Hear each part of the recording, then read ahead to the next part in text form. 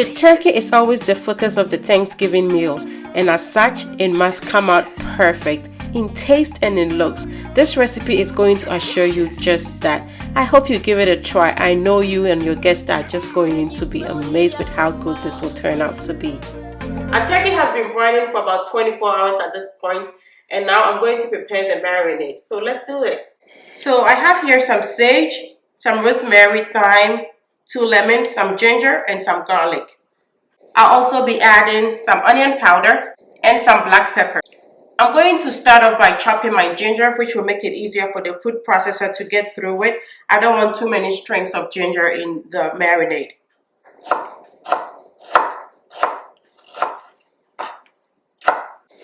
So I'm going to put my ginger here in the food processor. Add my garlic. This is 1 whole bulb of garlic. Just going to pick the leaves of my sage, just the leaves, throw away the stalk. And I'll do the same with my rosemary.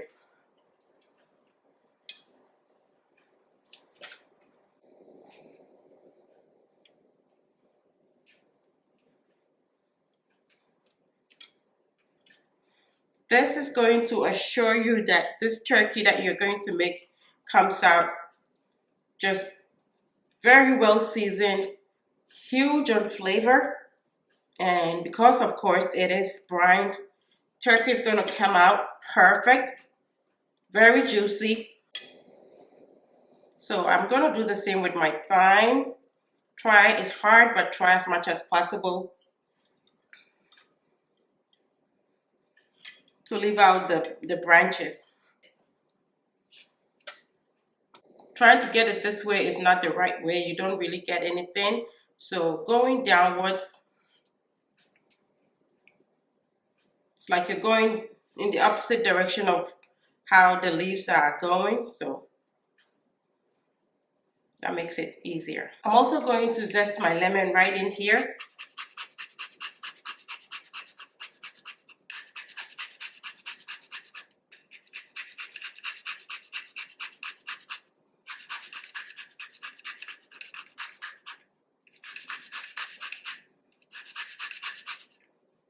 This is just going to give you so much fragrance. Don't fear that this is going to make your turkey bitter. It's really not. It's just the zest of 2. Just be careful you don't get too much of the white part. If anything, if there's going to be any bitterness, that is where the bitterness will come from anyway. But the zest itself is just full of flavor. Just cut it up. And I'm going to juice it right here.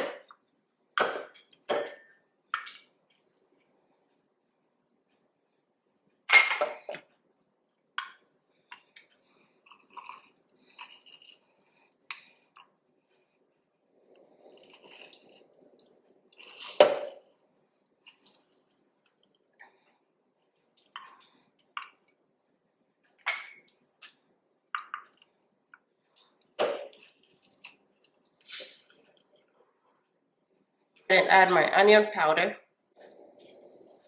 my pepper. I'm going to use my food processor to crush this.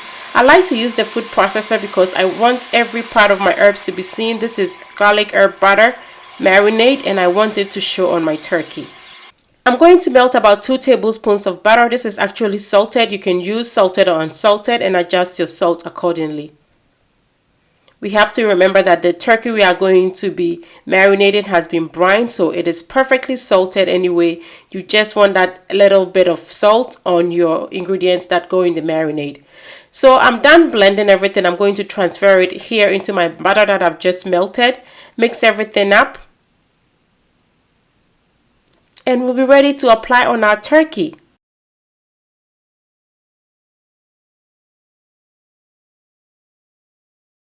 I'm also going to add some salt, just a little under 1 teaspoon of salt. Like I said, your turkey has already been brined. You don't need too much salt in this marinade. Now tell me this is not screaming flavor. This is just going to be so good on your turkey. You will be amazed, and so will everybody You know how they go like, you said you put what? Huh? What did you put again? Yeah, you're going to be answering a lot of that on Thanksgiving Day, trust me. So I've set all that buttery goodness aside and I'm focusing on my vegetables, which are going to go into the cavity of my bird. So I have 1 celery stalk, 2 medium-sized carrots, and I also have an onion. These I'm just going to cut all up, and then I'm going to stuff my turkey right away, even though this marinade is going to sit on my turkey overnight. But I also want to say you can just go ahead and bake your turkey as soon as you apply the marinade. That is if you previously brined your turkey. In my previous video, I showed you how I did that, and I'm going to link it up here for you as well. So I brought my turkey out of the fridge. I'm going to just quickly give it a quick rinse, pat it, and then we are going to start applying the marinade on it.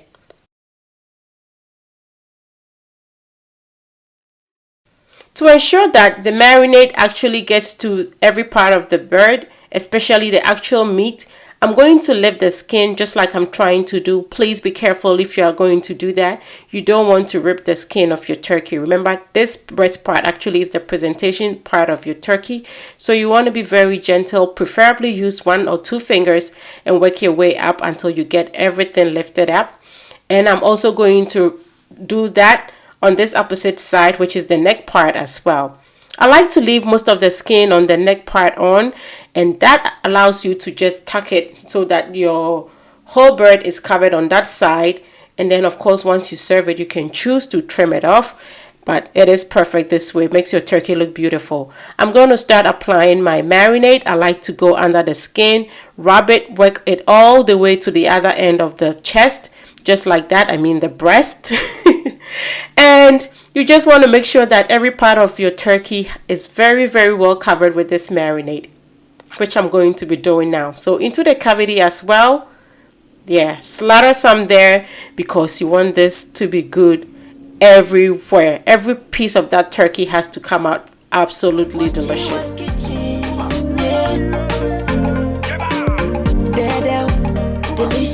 yeah, delicious,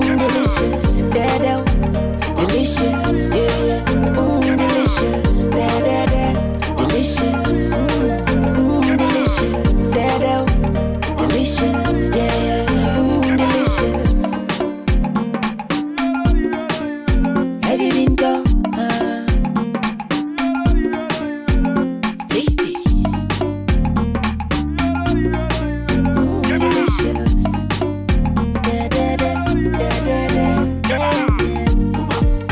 Now that I'm done applying my marinade, I'm going to insert my vegetables into the cavity. So I have 1 onion in here already.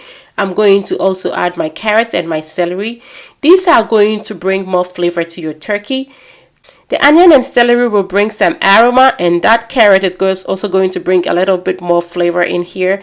Together, everything is just going to work out for the better of your turkey when you do this.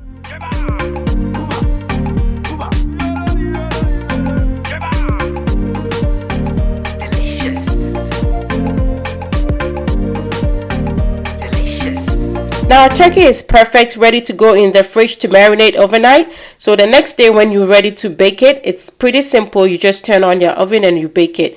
I like to let it rest breast side down. That way it's going to absorb more of all that juices, because whatever juice is going to render is going to fall on the bottom of your bowl. So if the breast part, which is the thickest part of your turkey, is down, it's going to soak up some more. I'm just getting the rest of everything, the marinade in the bowl, spread it around, and I'm going to just wrap my turkey with cling film and put it in the fridge overnight. Delicious.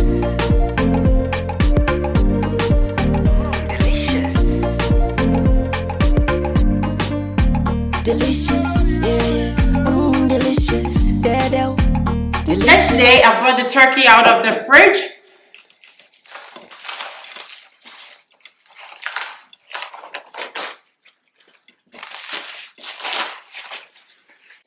I'm going to let this sit for a while just so it comes a little bit close to room temperature before we bake it.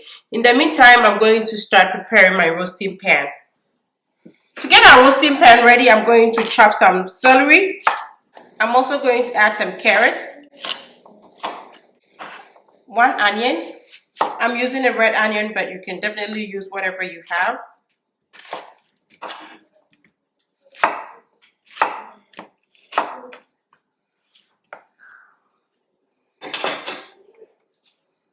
And I'm going to add some sage, thyme, and rosemary as well. So I'm going to transfer everything into my roasting pan. I'm going to set this on, just like so. I'm going to transfer my turkey into the roasting pan. You want it to have the breast side up, just like this. And the wings, if you can, you're going to tuck it.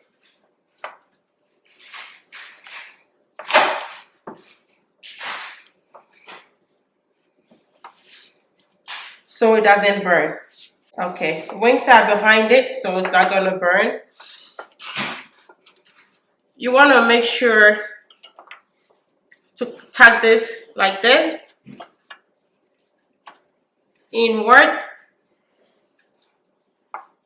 I don't like to cut it. Of course, you can cut it after your meat is cooked, but it makes your meat very well covered. So for this bird, they just tucked it here, which is a very nice way. I've never seen that done before. So they tuck the feet right in here.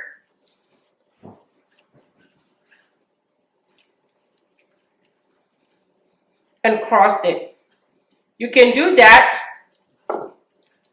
or you can just use a twine to tie it. I like to tie it this way because then it covers a little bit of what is in here. So I'm just going to go ahead and do what I'm used to and tie it.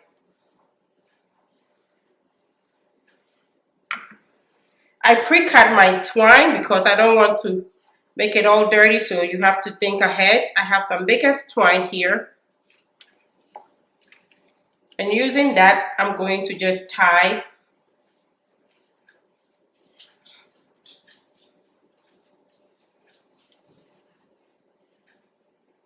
a knot. Pretty much like this. And cut. So I have most of the fats and the marinade still here, and I'm just going to lift the marinade and leave the liquids and place that on top of my bird.